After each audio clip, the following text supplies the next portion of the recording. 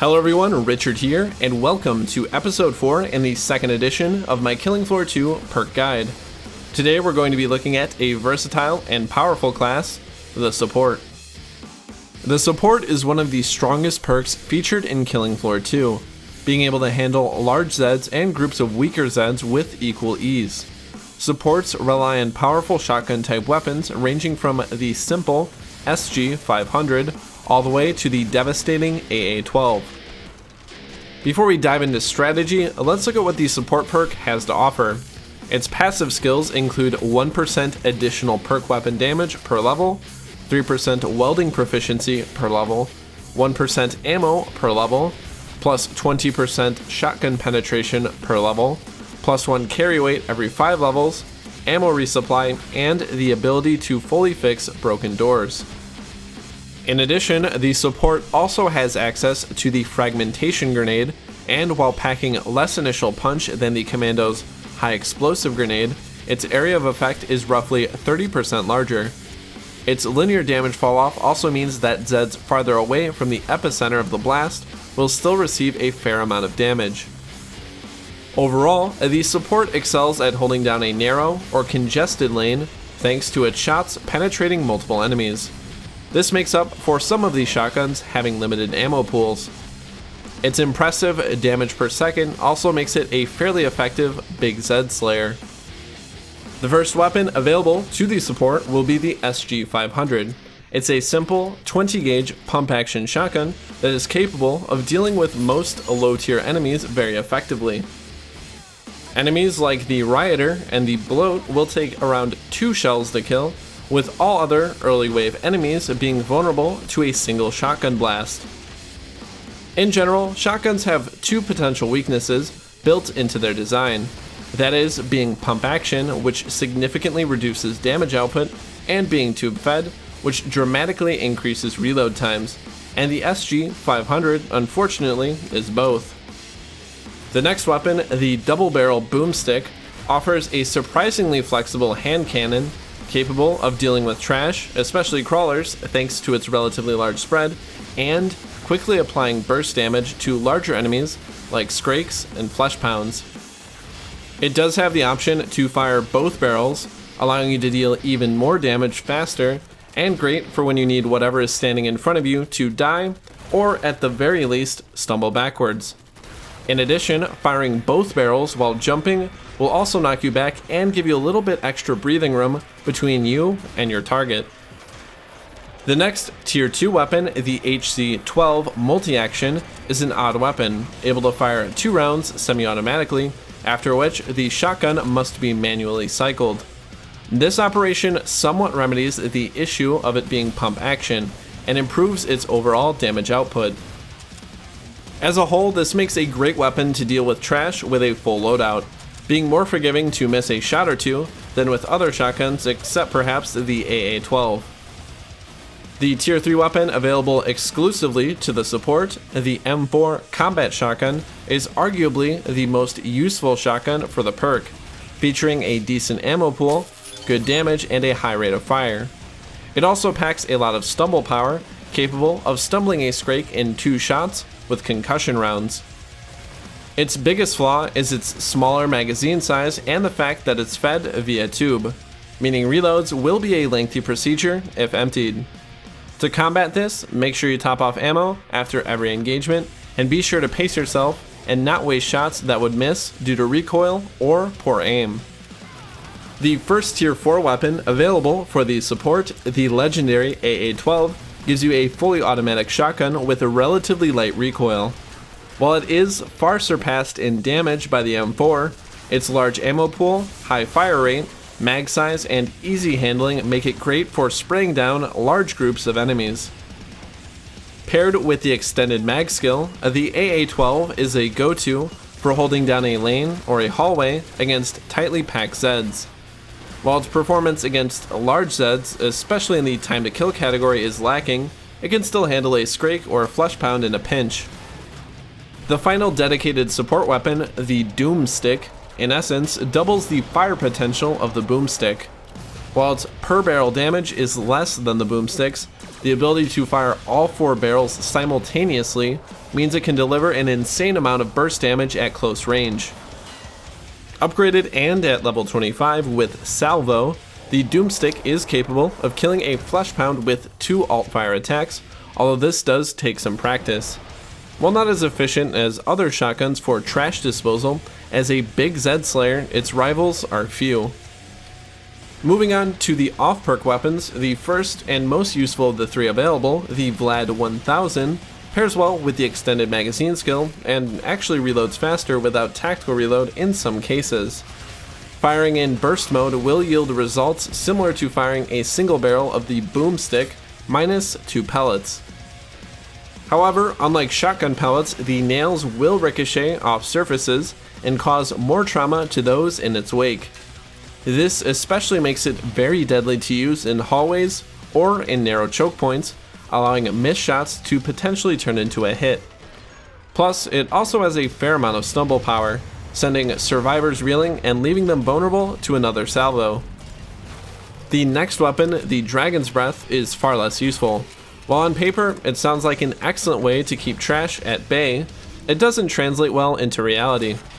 Stepping back to the potential disadvantages of shotguns being either pump action or tube fed, like the SG-500, the trench gun manages to be both. While this could be forgiven if damage was commensurate for its shortcomings, it unfortunately will struggle to kill most Zeds, and is nearly useless against big Zeds.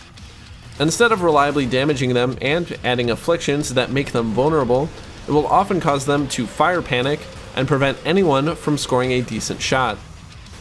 To make things worse, the projectile speed and accuracy make it feel inconsistent when compared with other shotguns, meaning you'll be wasting a lot of ammo, especially at any sort of range. The final off-perk weapon, the HM Tech 301 shotgun, while not necessarily a bad weapon, provides too little stopping power to justify a slot in your inventory. If you can prevent yourself or your team from taking damage by killing an enemy before they make contact, then I think a higher DPS option is justified. Moving on to skills, the setups are pretty simple, and only 2 slots really will ever change throughout the game. The first few waves should always be Tactical Reload, Salvo, Tight Choke, Resupply, and Barrage. Upon purchasing a Vlad or AA-12, the use of Tactical Reload is negated by high capacity magazines, as they provide you with a higher DPS by comparison and allow for a longer use of the weapon before having to reload.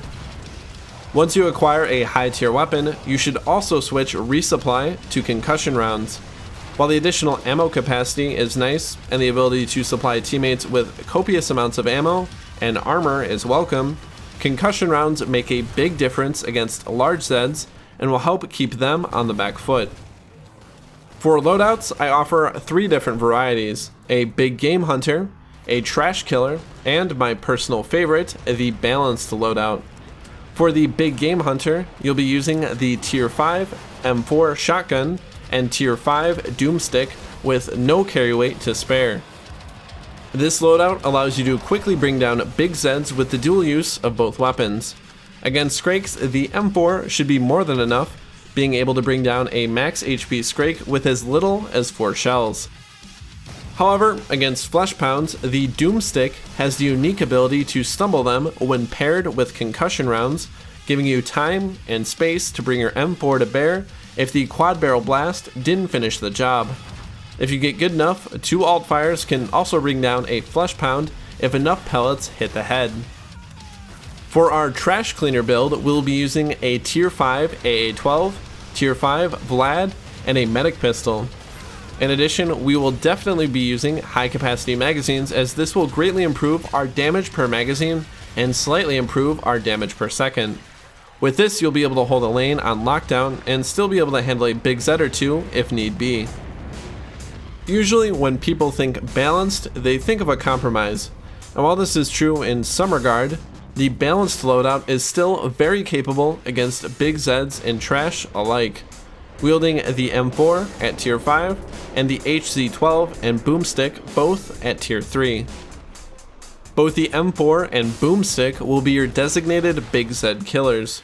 The HC-12 can effectively handle trash due to its large magazine capacity, quick reloads, and healthy ammo reserve. The boomstick, while not nearly as clean or quick as the M4, can be used to bring down a large Zed by repeatedly alt-firing into their head. Paired with concussion rounds and tactical reload, you'll be able to keep space between you and your foe by timing the alt-fires as they swing, allowing you to fly just out of their reach. Now that we have a good view of the weapons, skills, and loadouts available to the support, we can talk strategy. And there is quite a lot of substance to the support perk, despite how simple the class may seem on the surface. To be overly simplistic, the support has one major strength and weakness. Its strength lies in its overwhelming firepower that can be brought to bear on almost any target effectively. Its weakness is it gains no mobility or durability bonus worth taking, meaning if you aren't effectively dealing damage, you're going to be eating a lot of hurt. On higher difficulties and with high player counts, the support will require practice and familiarization to be successful.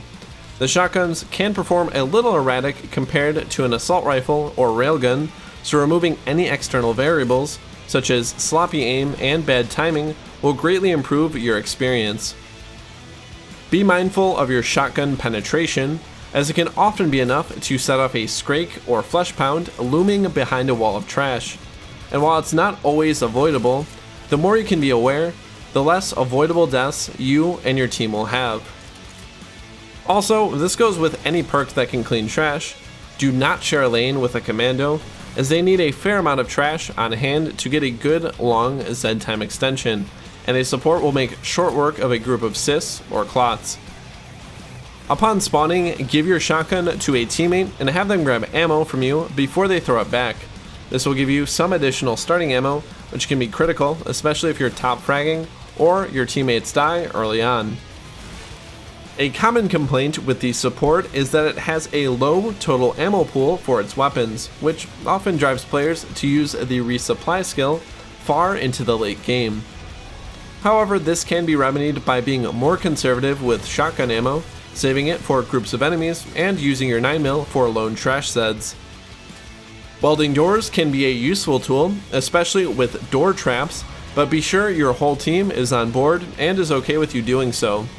Also make sure that where you're holding up has multiple open exits before you weld yourself in.